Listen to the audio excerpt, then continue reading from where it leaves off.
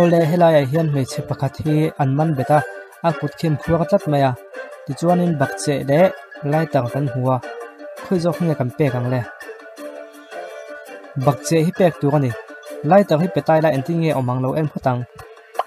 lai tar kan pek chuan a kut khi a hala ti khian a alvat maya adik lo ni ole tuna bakche kan pe nga adik zai mayang am phuak na khi a chep chata ti chuanin pona a chuak thei ta ni ole kongka khi ma se alo in kal tlat maya kongka hong tur khianin khi hrei le thingbung kan huwa khoi jok nge kan pe kang le hrei jok hi pek tu ani a chan chu thingbung jok hi petai la enti nge omang lo en photang thingbung chuan a hlap che zo lo ni kha chu wangin tuna hrei kan pe ang hrei chuan a chek chita vek mai ole helai hianin chuata khian ong zau tak mai lo om lo maya helai hian bucket ni om tak le thing phek kan huwa khoi jok nge kan pe kang le thing phek ke moin ti mai thea ama ko chu bucket jok hi pek tu ani ngati nge thing phek jok hi ni lo na chan en photang o thing phek kan pek chuan akal ve mai nga ma se a cha chata ni ama ko chu bucket kan pek chuan an ti nge omang bucket chunga khian cement a oma anh chung khatanga o sam takhina kal kai to me don ani ole hepa hi aman tu pa khania tv ro en tu khop maya a ru ka a fiat lo la ya a chu azal za langai dona tv remote le parcel kan huwa khoi jok hinge kan pe kang le parcel jok hi pek tu ani ngatinge tv remote chu kan pek lo na chan en photang tv remote kan pek chuan ha khane me ni tuna chuan parcel jok kha peng o parcel chunga khana bi ronga chuak zal zal to me don ni ama ro chu pona hen ro aron suwa khi check te tla zoi maya ta chon hi hiap le rain coat oma khoi hinge kan pek jok le rain coat jok hi pek tu ani ngati ngen hi hiap kan pek lo en le phutang hi hiap kan pek chuan te ka lo tla athita ole tuna chun rain coat jok peng o rain coat kan pek chuan a ha ti khian check pona leng to lo ni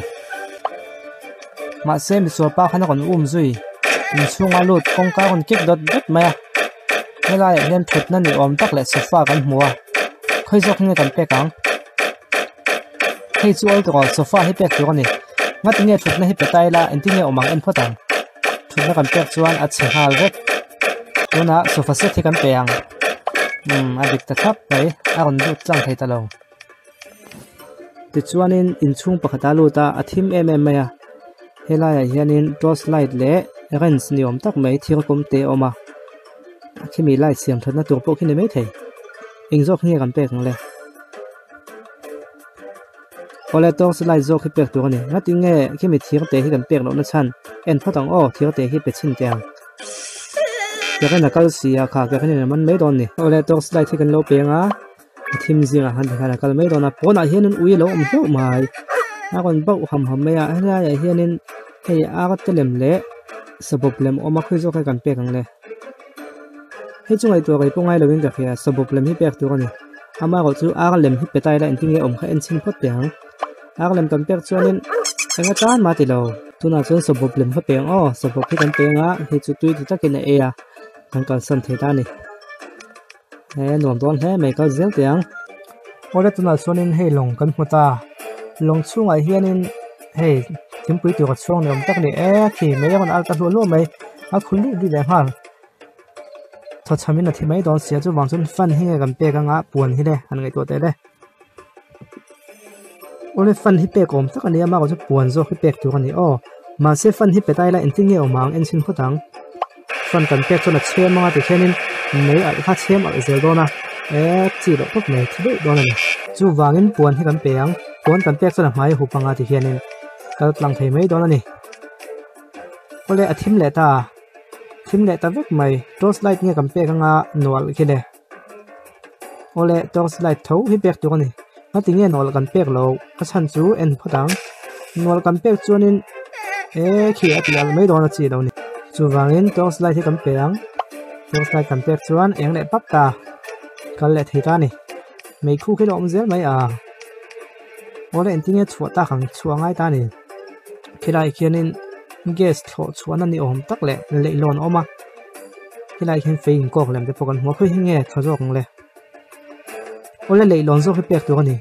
ngati nge leilon zo khi kan pek na chan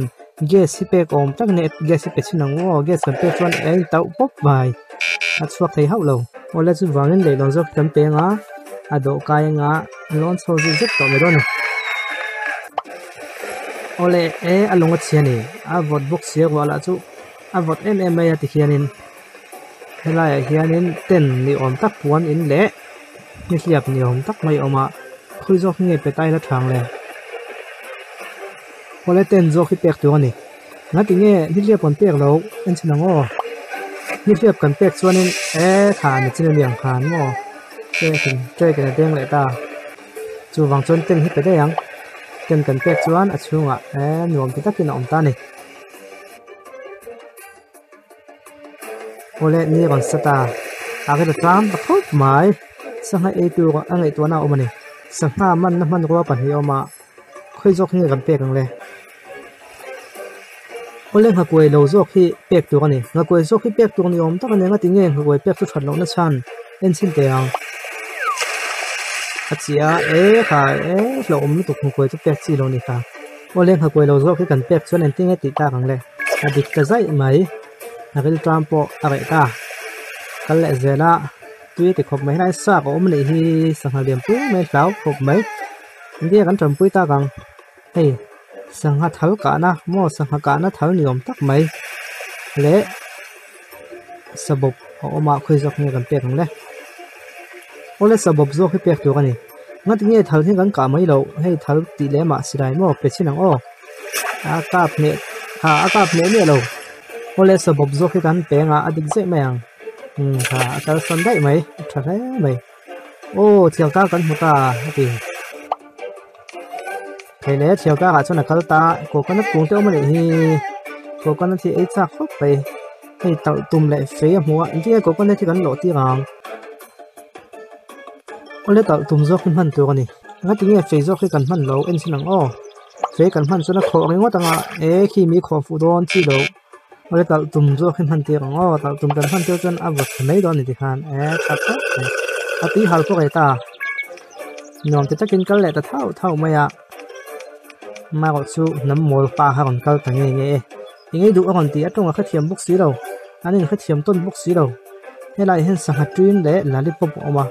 khoi zo khinge pe le thang le lollipop te hi che e kha de nga pe la poi da nga tu ole lollipop zo he pek tu ni nga tinge sa ha trin hi kan pek lo na chan sa ha trin hem pe chinang o e china e thei hau lo kha adu don lo a chinarin sa ha trin ha cho a trin hon dan kha thiam tat lo wa zo wang chon lollipop hi pe me yang an fop china alo thum phian sia e ti kha chona kal san thei ta lung oi takin ole helicopter tan huta e chan chok tu hoi kon om ta min do tram pui ro ti awa kha thei si lo wa inti nge kan tiang la hin ko ket le me chem na kan huta khoi jok nge mong sa thang o de ro e me chem hi tha jok ani mo nga ti nge ko ket thi apan lo to ko ket thi chan phang se long chon en chang wo an ha langa hi ta chho de nga ti khan o kha ava ole me kan chem ti nga me kan chem ti chon en a khu kan lo hunga na kan kan hai ngan tram pui don ni olen chan chuak ta e ole khati zong kha tu na tan chun ni se adot le a chun zom hi kan kon tianga he ram hnuya kala zombie omna aniang le nga le na lo mel khop mai thil mak le mai helai na khia he an kon en thup maya heng ho no bo nan henin bati nge thanga radio ti te kan en so don ani ole a video le pekilo chang don ne khati zong khani se don na tan chuan thiar tu no pong fel tak tak le puitling tholai fel tak tak te in zawai chunga lom thu kan soya video danga kanin hmule vek don nia